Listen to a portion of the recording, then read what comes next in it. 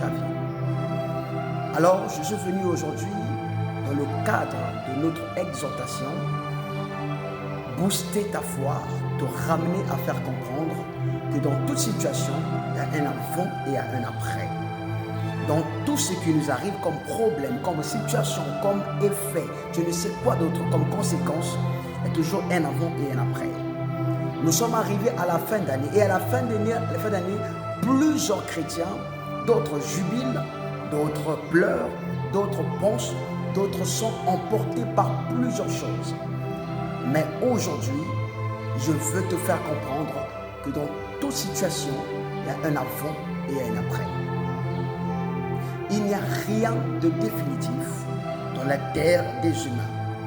Ton esprit est éternel, mais tous les combats spirituels, tous les combats mentaux et physiques que tu veux dans ton corps ne sont pas éternels. Il y a un temps où Dieu a placé où cela va finir. Vous savez, aujourd'hui, dans mon bureau, j'ai reçu une femme qui m'a dit ceci. Papa, est-ce que Dieu me connaît?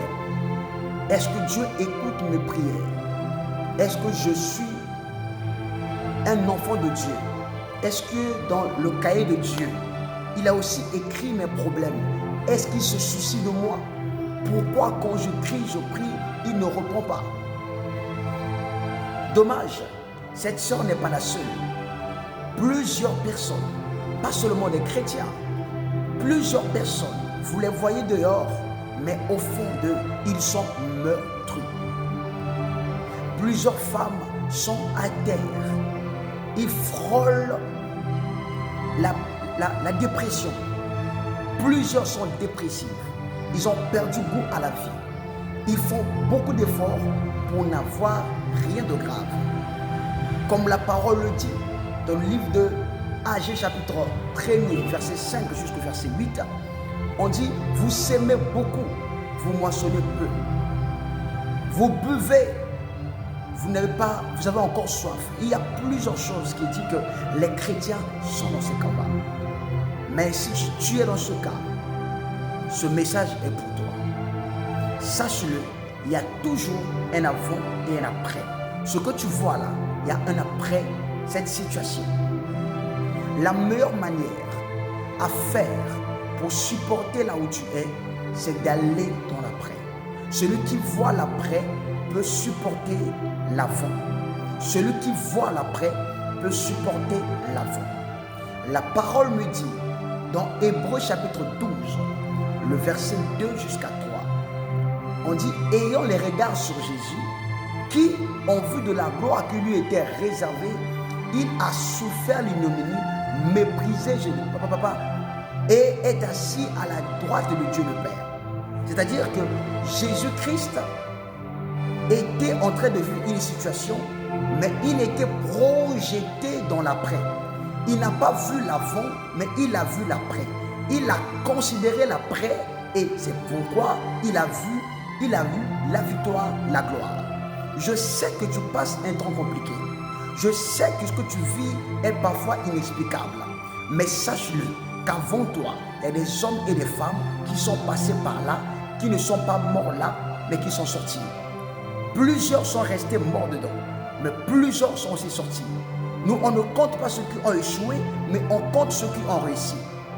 Là où tu es arrivé, plusieurs étaient là. Plusieurs étaient là et plusieurs sont passés par là. Tu n'es pas la première personne à avoir vécu ce problème-là. Il y a eu plusieurs personnes qui sont passées là comme toi, mais à qui on a prêché la parole, et aujourd'hui ils sont sortis de ce problème. Pourquoi? Ils avaient écouté la parole de Dieu. Écoute-moi très bien. Il n'y a rien de définitif. Aucune situation ne va rester éternelle. Le Seigneur passera par là et tu auras la victoire et ce problème va passer. Jésus-Christ a vu la gloire. Jésus-Christ a vu le trône. Quand il voyait le trône, quand il voyait la gloire, quand son esprit était parti vers le trône, vers la gloire, le corps était resté physiquement. Le corps souffrait des chicottes, des coups de chicotte, mais il continuait à avancer. Pourquoi il avançait? Parce qu'il savait que après ces choses, la gloire m'est réservée. Après les larmes, il y a la joie. Après les pleurs, il y a des rires. Après les efforts et le succès. Après tout cela, il y a la victoire. Le problème avec toi, c'est que tu vois plus tes problèmes que de voir plus Dieu. La parole me dit encore, c'est un très beau chapitre que j'aime lire. C'est Ésaïe 23. Non, Ésaïe 9. Ésaïe 9 du verset 1 à 23.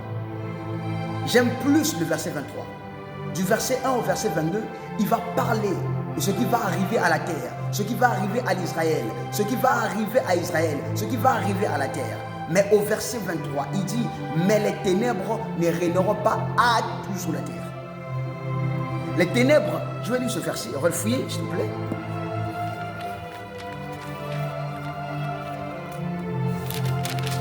Ésaïe 8, le verset 23. Il dit, mais les ténèbres ne régneront pas toujours sur la terre où il y a maintenant des angoisses. Si les temps passés ont couvert d'opprobre le pays de Zabulon et le pays de Nephtali, les temps à venir couvriront de gloire la contrée voisine de la mer du Jourdain. C'est-à-dire que il y a toujours un moment où dans la vie d'une personne, on subit des choses inexplicables ou qu'on ne peut pas expliquer. Mais c'est dans ces temps-là qu'on doit comprendre que le Seigneur nous réserve meilleur. Il y a toujours un après. Même ceux qui vendent des produits cosmétiques ou je ne sais comment, ils montrent toujours l'avant et l'après. Il y a toujours un après pour toi. Il y a toujours un après pour toi. Même si 2024 est en train de finir, tu ne t'es pas encore marié comme tu avais prévu. Il y a un après le célibat. Il y a un après stérilité. Il y a un après chômage. Il y a un après souffrance. Il y a un après maladie. Il y a un après combat. Il y a toujours un après. Les combats de la vie sont toujours là. Mais les combats de la vie viennent pour nous amener à voir Dieu. Je veux dire à une personne, ne te laisse pas abattre par ton état, mais fais abattre ton état par ta foi. Ne te laisse pas abattre par ton état, mais fais abattre ton état par ta foi. Que ta foi soit capable de dire à ton état, tais-toi, tais-toi. Le Seigneur cherche des hommes et des femmes qui comprennent qu'il y a un après. Va vers l'après, tu auras la paix. Va vers l'après, tu auras la joie. Ne te laisse pas embobiner, emporter par les douleurs présentes. Ces douleurs sont passagères. Rappelle-toi, quand ta mère partait enfanter, comment elle a prié, comment elle a pleuré plutôt. Mais les larmes de ta mère, tu es venu. Est-ce qu'elle pleure encore? Elle ne pleure plus jamais. De la même manière, la femme qui a des douleurs pour enfanter reçoit un enfant après elle la joie. Ça sera ainsi pour ta vie. Les douleurs que tu vois actuellement, ces douleurs que tu vis actuellement, sont les douleurs de l'enfantement. Pousse encore, prie encore, libère encore la prière, fais encore plus, sois encore plus attaché à Dieu, investis encore, fais encore plus des efforts. Ces choses auront leur fin. Il y a toujours un après. Rien n'est définitif. La fin d'année vient. Le diable prépare encore pour te faire pleurer l'année prochaine. Dis-lui encore, je ne m'arrêterai pas. Je vais encore travailler. Je vais encore prier. Je vais encore avancer. Ma prière pour toi est que tu puisses avoir la foi de continuer. Avoir la foi d'avancer. Ne te laisse pas abattre. Ces problèmes ont leur fin. Il y aura un après ces problèmes. Je me rappelle encore, je parlais avec l'une de mes collaboratrices. Je l'avais dit, un jour, nous deux, on va s'asseoir.